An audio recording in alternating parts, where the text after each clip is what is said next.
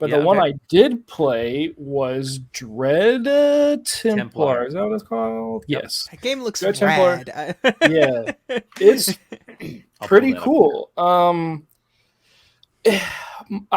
It's kind of, as a boomer shooter person who plays a bunch of these aesthetically old looking it's a dusk enthusiast. shooters. Yeah, Dusk enthusiast. It's whenever I play these games, I need to play it and figure out what makes this different than Doom, what makes this different than Quake, what makes this different than Dusk. Like, there's a lot of games that come out that are inspired by those games that are just like those games, but in different aesthetics, looks, whatever, feeling. This is, it does a good job of being like Doom and like Quake, but the systems in it are different enough to where it feels like a much different game than something that you're thinking of. Like you have a weapon bench where you upgrade your weapons, like those spiky pistols. I don't even have those yet. They're different guns. The ice ones, fire ones, whatever. Like, there's so many different things you can add onto your guns.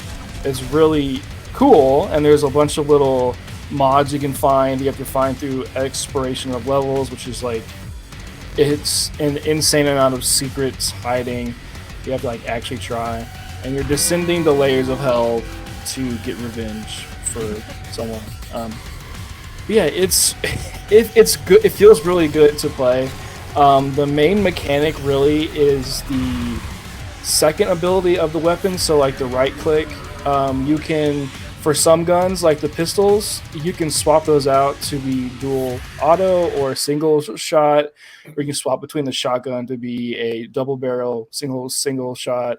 And then you have katanas, and you can put the katana together and make a spear and throw it, and it's a one-hit kill against most guys. It takes a bit to respawn. You have these abilities, spawners on the bottom of your of these counters on the bottom of your screen. So you have your dash, you have your katana spear, and then you have the bow and arrow shooter thing. And that's pretty much like the bow and arrow is also it's a stronger one-hit kill, and it has farther range. So there's a lot of rooms where you go into where you're like, I don't want to waste all these bullets, so I might as well pull out my bow and arrow. It has 4 shots. Let me get these shots off and, take out some dudes.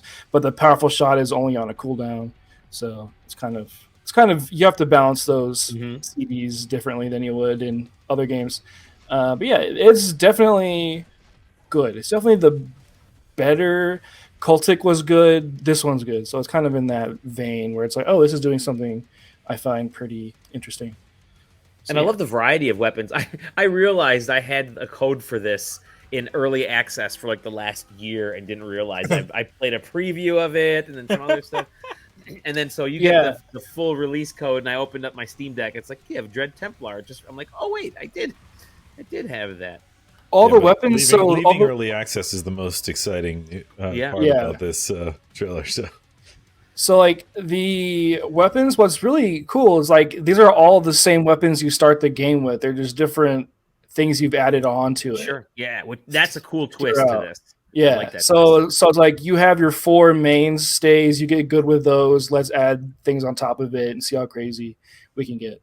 And there's a bunch of challenge levels that you can do that are inside the levels that you need to unlock hearts, to unlock slots on your weapons, on your character.